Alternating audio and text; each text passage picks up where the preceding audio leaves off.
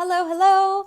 My name is Olivia Gudaniec, and you're watching the Olivia G Show. And today we're talking to Suanny, who is a PR strategist, and we're talking about freelance writing as well.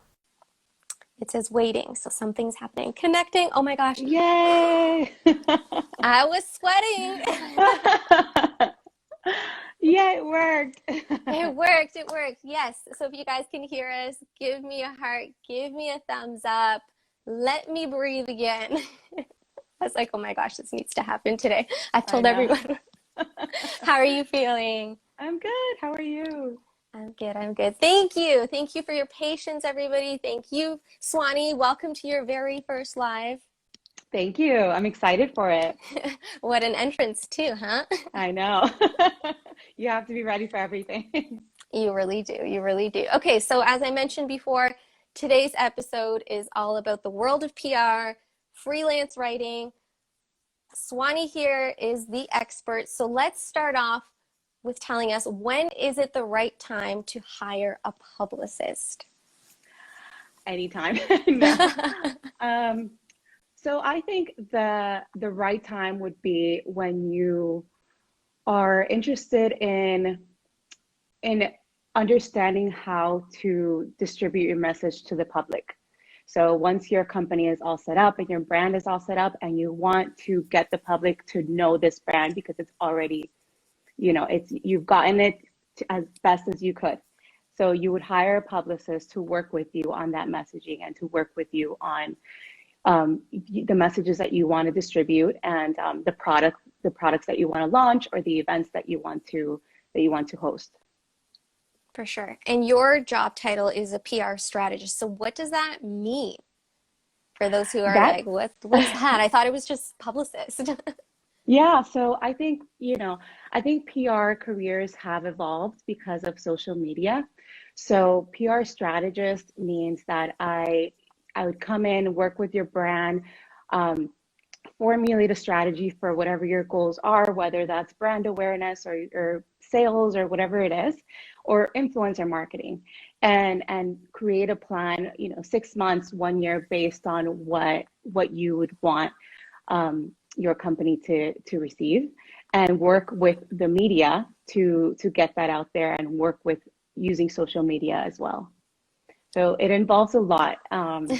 Yeah, day to day, and I'm sure we'll get into this, but day to day is press releases, media pitching, looking at strategies, and I can elaborate more when we get into it. For sure. I mean, I have so many questions. I don't know where to start. I guess let's just go down to like the very beginning. Let's say I'm hiring you. Is it based on the number of press releases or media that I attain? Is it based on a monthly contract? And what happens, let's say, if that's not met? Like okay, first let's go to, I want to work with you right now. I'm hiring you as my PR strategist, publicist.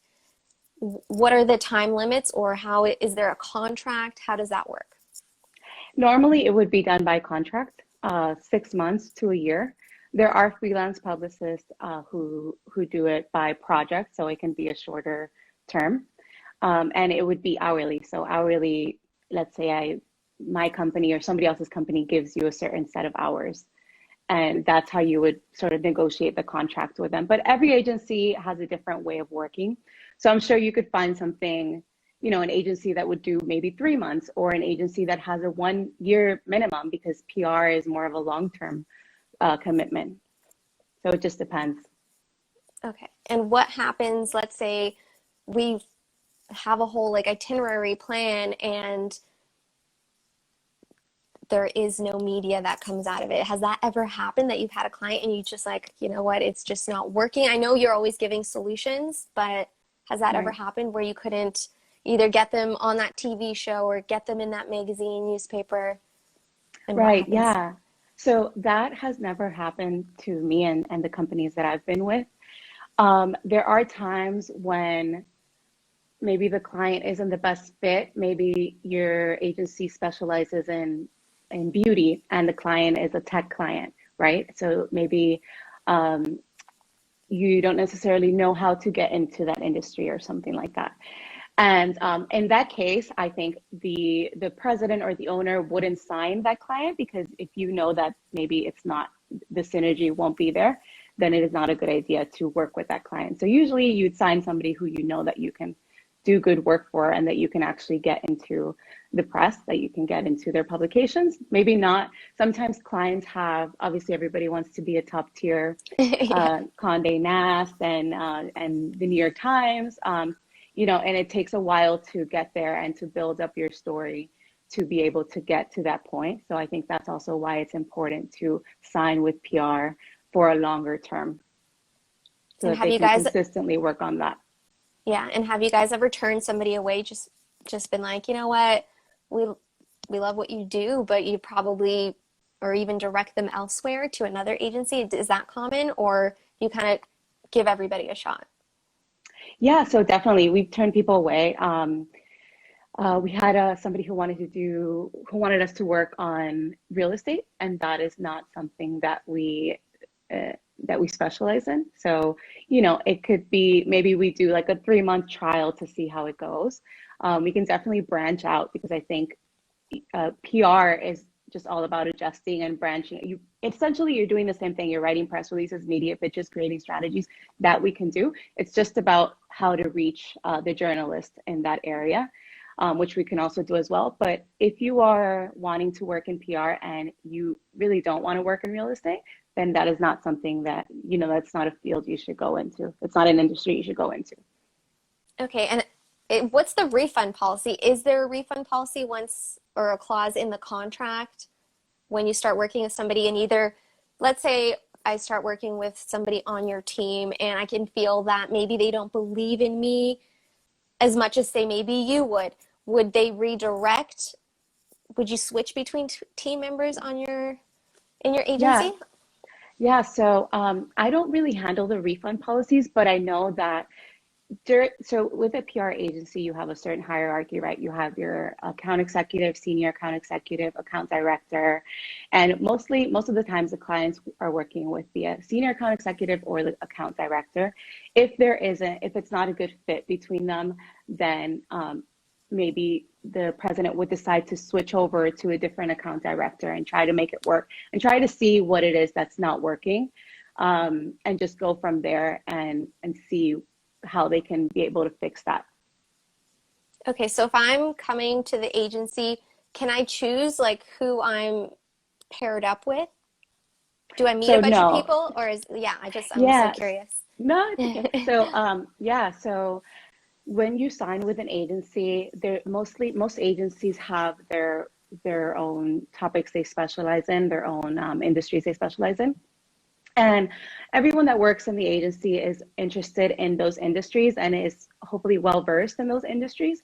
So they would assign, you know, because they're your agency, you kind of want to trust them to be able to do what they do, and and know that they are going to have the right judgment to be able to assign somebody to your account that's going to be passionate and work on your account. So you wouldn't really pick and choose, because it can be such a collaborative environment that maybe I'm working on this account and and they have an event, so I'll start working with another account executive or another senior account executive, and maybe we all strategize together. Usually in agencies, when you first sign with an account, the director and everybody sits down and starts strategizing together on what this account could be, and look like. So it's really a collaborative environment as well.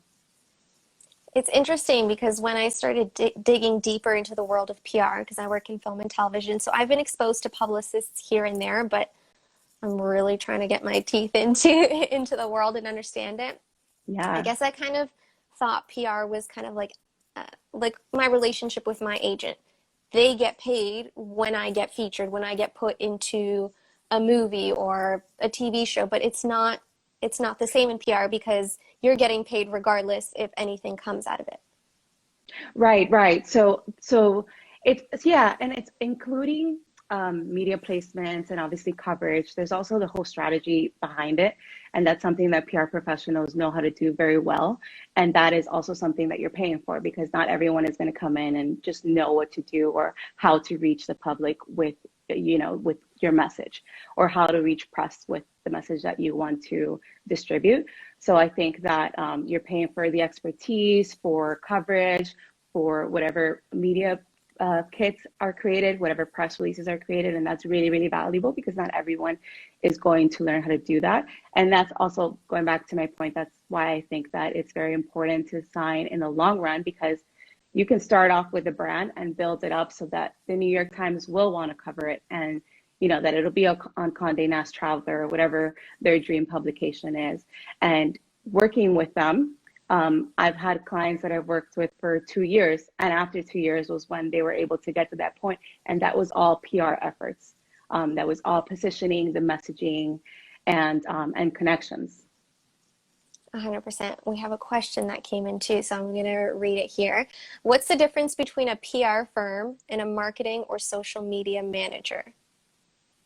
So yeah, so that's a great question. And I think it's a common question that people have.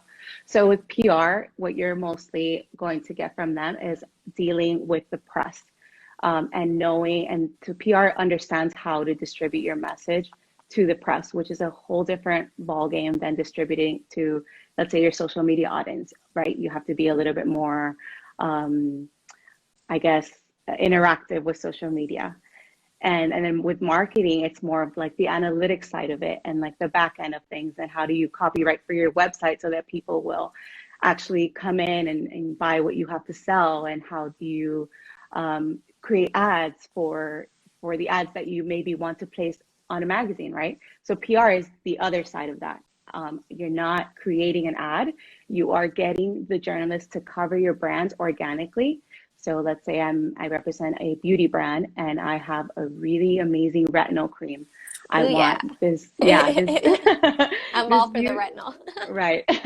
It's a popular ingredient now. So let's say that you want this really great beauty journalist to cover that product. You would send it to them. Hopefully you have that contact already. Hopefully you know them already. And then they would place your product, let's say, in the editor's pick of the month, right? And so people are more likely to believe and to trust a source that's coming, to trust the editor versus to look at an ad and actually trust it, right? Because the editor has tested it and they have decided whether or not they like it. So if it's there, you know that they're credible, versus an ad that you look at, but it's more of a subconscious type of thing. Yeah, and I think just getting it out in the media brings up that expert factor, right? Expertise, somebody else is vouching for you too. Whereas with social media, unless you have other people in your ads, it's mostly you trying to sell yourself, which is still powerful. It's just a different road, right? Yeah, it's a different road. It's a different approach, a different audience. So you have to keep all of that in mind. Absolutely. But that's not to say that PR, sorry to cut you off. No, I'm excited. Go. That's not to say that a lot of PR companies have included social media. They've included influencer marketing, because it's all encompassing and it all kind of goes hand in hand. So you'll see a lot of PR companies that have included that, and that have also marketing teams, and that work, their marketing team works alongside the PR team, and they kind of work collaboratively as well. So in your agency, do you have mostly like celebrities and influencers coming for PR representation, or is it more just like the average entrepreneur that's looking to up level their business? Like, who comes more? Who's more of the clientele?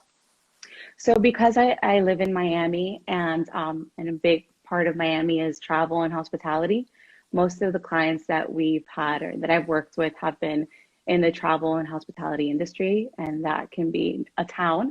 So we worked with an entire town, and that meant representing all of the hotels in that town, all of the restaurants, all of the business owners. So our messaging with that included, hey, come to this town and also check out all of these amazing things that you can do while you're here.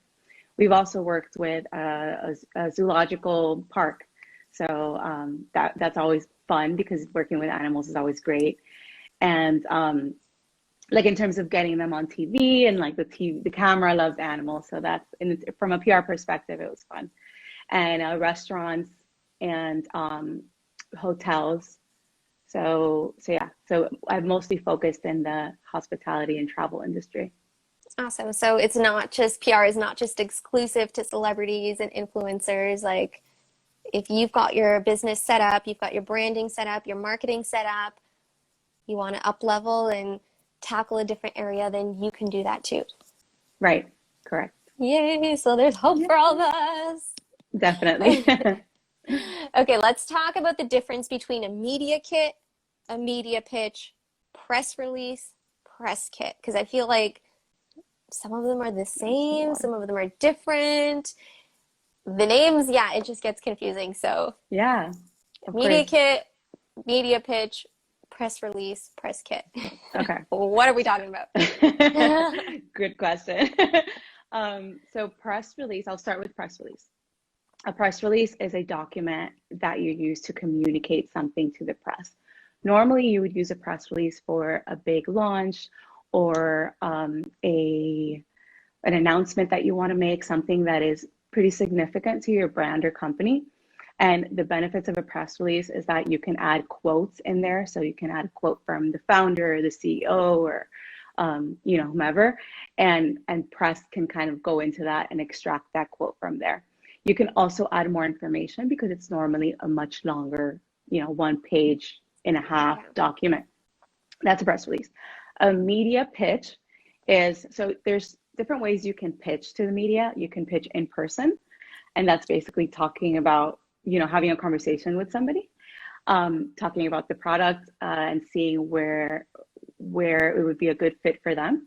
You can also pitch on the phone. It's not as common to do on the phone now than it was before, when email and DM weren't such a big thing. Yeah. Yeah, but an email is the most popular way to send over a media pitch. And I'd say a media pitch is just a more concise version of a press release. It kind of just gets to the point, gives the journalist an idea, gives them the product information, or maybe it's a speaker or it's a hotel or whatever it is, gives them that really quick information. And you can always add a press release under your media pitch and direct the person to the press release if they would like to learn more information. But because journalists get so bombarded with emails every day, they are more likely to read a catchy subject line and sort of skim through these things and then decide, okay, yeah, I want to cover this, and then they would go back and read it. So you want to be able to catch their attention in the subject line, in the first sentence, and try to bold whatever is important, use underline. I wouldn't say highlight, because that you don't want to add too much to your media Add glitter pitch too. email. Yeah. Stickers. Yeah. But there's different ways to pitch, and every agency uses a different tactic. So that's media pitch and press release. Okay, so let me just, before you continue, let me just try to regurgitate that. So media pitch is like a short, concise, catchy pitch. Right. And then press release is kind of like the extension of that, which you can include. Right. Kind of like more information. That's where you can include quotes, not highlight, but bold certain things. And it can go to the same person, both of these. So do you include a press release? Sorry, it's so confusing, these words. The press release in every media pitch, or only when they ask for more information, then do you send it? That's a good question. So you would include a press release when it is necessary to include one, right? Not every media pitch is going to include a press release, because sometimes it's not necessary. But if there's a big announcement, let's say a product is launching, you would create the media pitch, and then you would add the press release that talks more about what's in the product, why the company decided to launch that product at this time, and all of that information, right? But let's say maybe you saw somebody write an article that you really loved, and you think that your product would be great for them to cover, you would send them over a media pitch. Some people send the press releases with a link. So like the person can click on the link and then the press release opens. Some people add it to the bottom of the email. So it just depends on your style. I find that the link works better because people don't see as much information at once. So you try to catch their attention with the media pitch, and then you link to the press release if they need more information about the brand, or, if you wanted to add a general, if there's nothing going on and you still wanted to add a general press release about the product or the brand, then you would still add that link. Or usually I wouldn't send it with attachments. I wouldn't add the press release as an attachment. A lot of times journalists can't open emails with attachments. So the best thing to do is add it to the email or include a link. Yeah, I also like just having like links embedded, so it's not like all these files are not getting emailed to every journalist, because if they see that your email is like 5 times bigger than the average one, they probably just want to clear their inbox too, right? Right. Yeah. So that's important to consider too. So when do media kits come into play in all this? So media kits and press kits are basically the same thing. They include the press release. So just like the general information of the brand, unless it's a specific launch, they would include the general press release as well as the press release on the specific launch. They would also include photos of the product. They would include a video if you have any. It would include any kind of story ideas that you have, right? So sometimes we'll create a document with story ideas so that we can give these ideas to journalists, and so that it makes it easier for them to think, oh, how would this be a fit for my publication? And do you include these media kits in your media pitches or press releases? Usually I don't. I don't include media kits unless I'm working with an international journalist, or I've hosted, maybe if you invite a group of international journalists and you've hosted them, let's say at the attraction that I was working for, we hosted them there, and then they had a whole experience and they have 3 more days left in Miami. After their experience, I would send them all of the information. I would send them that press kit just so they have everything on file. But usually I wouldn't approach somebody with the press kit included in the email, because like I said, I think for me and the way that I approach journalists, I like to first make that connection, that relationship, see how I can help them, how my brand can help them, and how it can add value to their audience before bombarding them with information about all the products and it makes sense. Because they get bombarded daily. And what happens with video? Like, are the people coming to you already having some sort of on-camera experience? Would a reel or some sort of past on-camera experience, like, would you use that to help pitch them to other journalists? Yeah. So if they do have past camera experience, I would use that to help, to help pitch them, especially for TV. I could say this person is great on TV. They have all of this experience already. So that's actually really beneficial. But a lot of the times they don't. And when we do secure TV opportunities, part of my job is to train them on how to be on TV, what to say, what to not say, how to deviate a conversation, what to say when you can't think of an answer, and do all of that media training. So every time we have a client that's going on TV, we always do a media training, no matter how many times they've been on TV, because it's always going to be a different topic. And you always want to remind them, remember to say this, remember to talk about this promotion that you have right now. The whole point of this TV opportunity is to talk about this promotion. You're going to have 3 to 5 minutes. And I know that because I've already communicated with the producer. The producer has given me all that information. And that's part of the person who does your PR. That's part of their job, to get as much information as possible from the producer. Sometimes the producers will give you questions. They'll give you like the exact questions that they're going to ask. Sometimes they don't. So, so you just want to kind of adjust your training to that. Hopefully they do, and you can talk to your client about what they're going to ask and how it's going to be. So part of the job is also to media train clients and make sure that they're really prepared to go on TV. And even, we do the camera, we put them in front of a camera. Sometimes it's their first time. In Miami, we get a lot of Spanish TV, like Univision and Telemundo opportunities. So obviously we want to have the best Spanish spokesperson available, but if that person maybe can't make it that day, we would have to train somebody else. Sometimes you would go on TV as a PR specialist and talk about the brands. Some people don't do that. Or some producers don't like for the PR professional to go on TV. But some producers do allow that.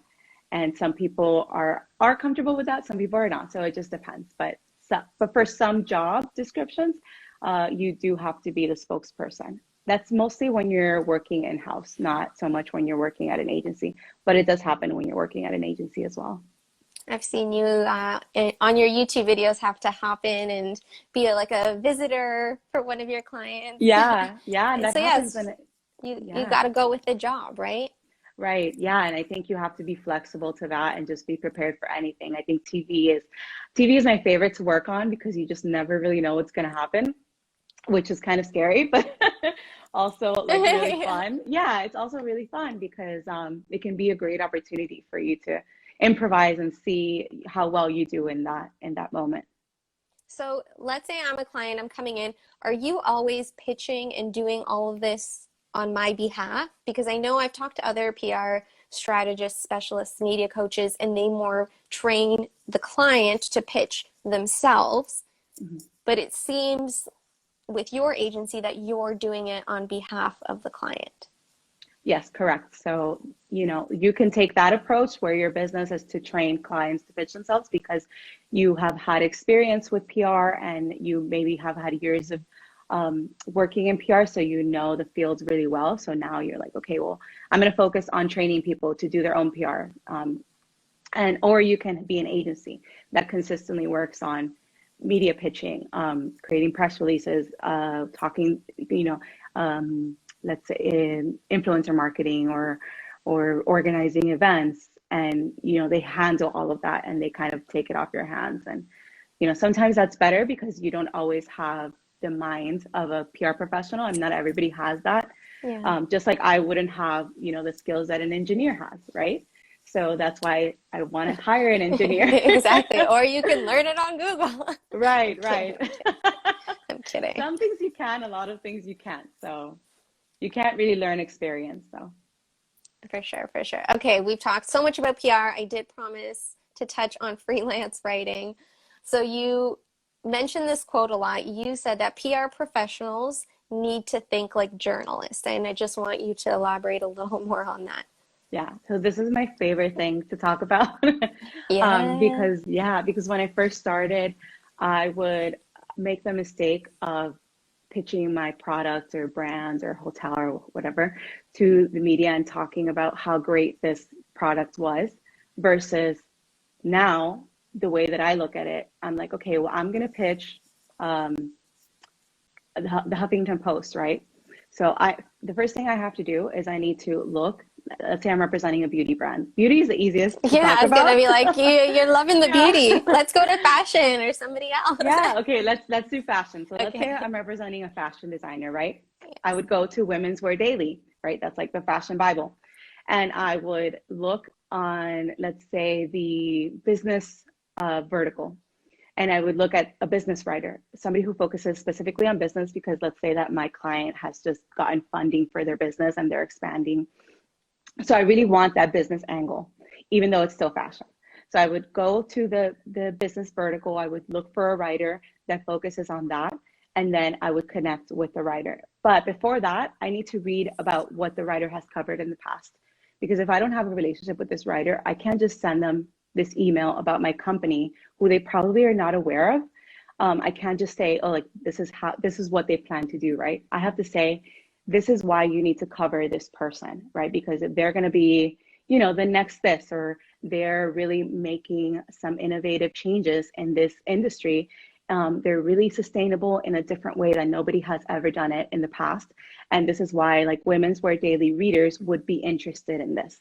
So that's why you have to think like a journalist, right? You have to think of what is the story behind the client? What's the story behind the product that you want to tell? And you have to get that messaging, across like at the beginning, in your media pitch, like really soon when you first contact them. So then they'll say, oh yeah, that's aligned with our audience. That would be something that we would love to cover. And that's how you really get them to pay attention versus saying, we just got this great funding, like this is so great for our company because blah, blah, blah, blah. You know, it's just about the angle that you contact them with. And the angle has to be unbiased as well, right? Like you're just Right. presenting information. You're Right. not saying, I think this is the best because. Right, yes. So you're just giving them information and you're saying, I think your audience would really benefit from learning about this.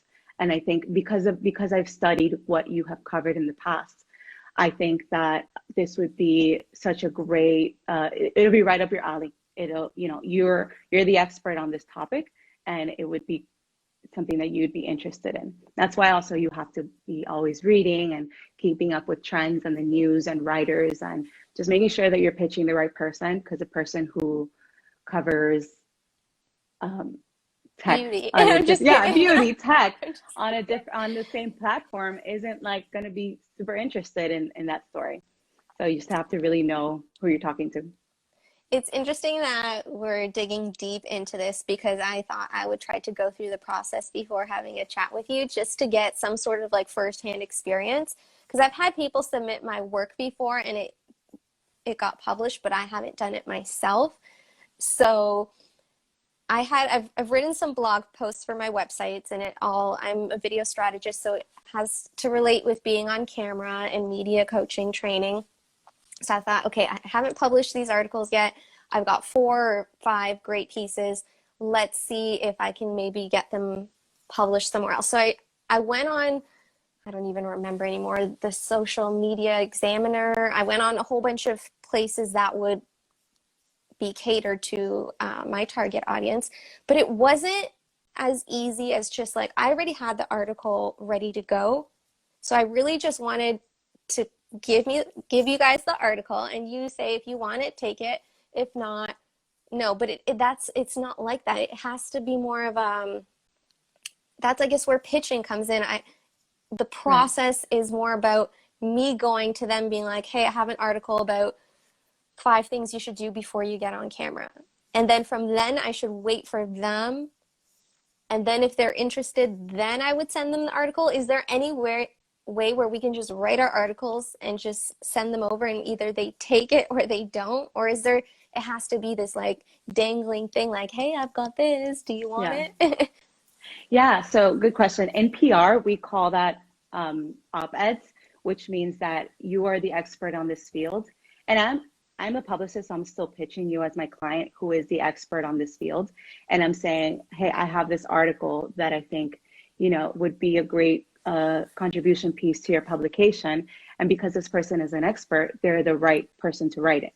Or you can pitch yourself as an expert, as an actual freelance writer or a writer expert who can add to this publication by writing this article. But that would be just you pitching your story idea. As a freelance writer, I also pitch story ideas from my own perspective that have nothing to do with the clients I represent or anything. You know, I'm not pitching anybody else but my writing and my expertise and my opinion to the publication. So you can go both routes. You can have your PR specialist or your PR agency pitch your article and pitch your expertise, or you can do it yourself, not associated with your agency. And so you can do both. So that leads me into my next question. From the articles that you've had published for yourself as a freelance writer, have you attained any clients from that or any PR inquiries from your writing? So I keep a very fine line between the two because you have to keep like a separation of church and state when it comes to if you're a publicist who also is a writer, because you want your writing to be credible and not to say, oh, I'm featuring this client because they're my client. I've never featured a client of mine in my writing. Okay.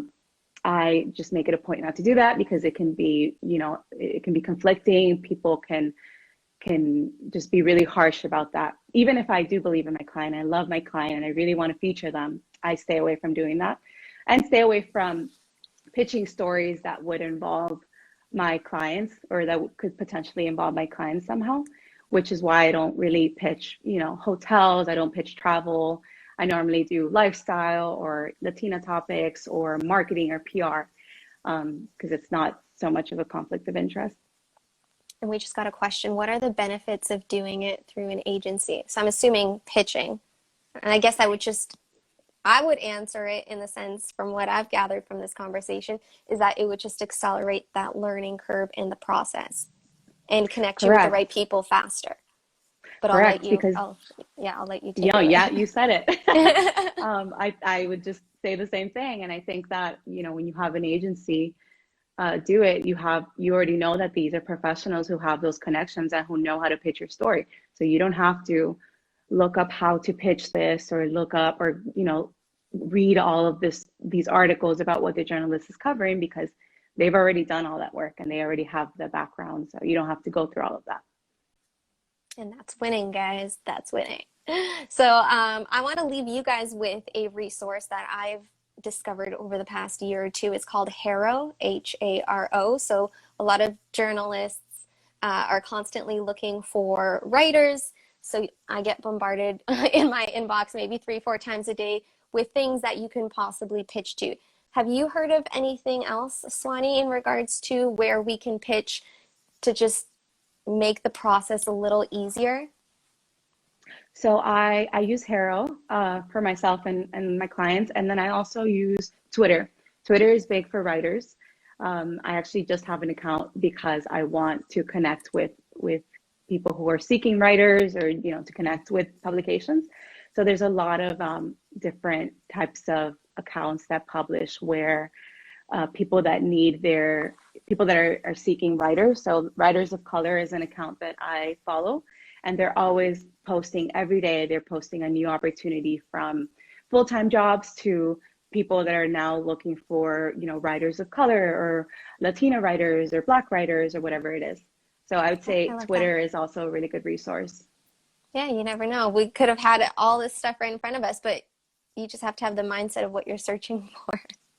Right, exactly. And where can people find you, Suanny? So you can find me on YouTube. On YouTube, I have a ton of PR videos. I talk more in detail about everything. I have a playlist on there just about PR. I also do lifestyle videos, but you know, I know we're focusing on PR here.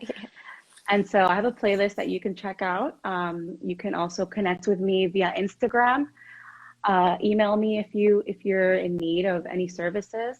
I'm happy to help in any way that I can. And yeah.